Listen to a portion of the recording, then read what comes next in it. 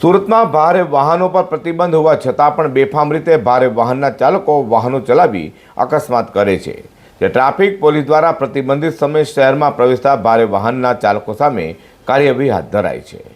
સુરતમાં ડુમસ રોડ પર રાહુલરાજ મોલ પાસે ડમ્પર ચાલક દ્વારા બાઇક ચાલકને ટક્કર મારતા ઘટના સ્થળે તેનું મોત થવા પામ્યું હતું. તો સમગ્ર ઘટના બાદ સુરત પોલીસનો ટ્રાફિક વિભાગ એક્શન મોડમાં આવ્યો છે અને ડમ્પર ચાલકો સામે કડક કાર્યવાહી કરવામાં આવી રહી છે.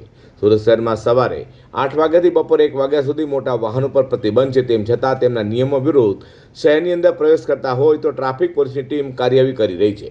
તો સુરત ટ્રાફિક પોલીસ દ્વારા પીપલોદવાઈ જંકશન પાસે મોટા વાહનો સામે ડ્રાઈવ યોજી હતી અને અનેક ભારે વાહનો કબજે લેવામાં આવ્યા હતા. આ અંગે ટ્રાફિક અધિકારીએ વધુ માહિતી આપી હતી. સુરત શહેરના પોલીસ કમિશનર શ્રી અનુપમસિંહ ગેહલોત સાહેબનાઓએ ખાસ સૂચના કરેલી કે જે પ્રતિબંધિત સમય દરમિયાન વાહનો સિટીમાં પ્રવેશ કરતા હોય છે અને એના દ્વારા મોટી જાનહાનિ થતી હોય છે, ક્યાં તો ફેટલ જેવા એક્સિડન્ટ બનતા હોય છે. એવાનો ઘટાડો થઈ શકે તે માટે તમામ સુરત શહેરમાં નાકા પોઈન્ટ પર અલગ અલગ પોઈન્ટ ગોઠવવામાં આવ્યા છે અને આવા વાહનો પકડી આવે એના વિરુદ્ધ શિક્ષાત્મક કાર્યવાહી કરવામાં આવી છે.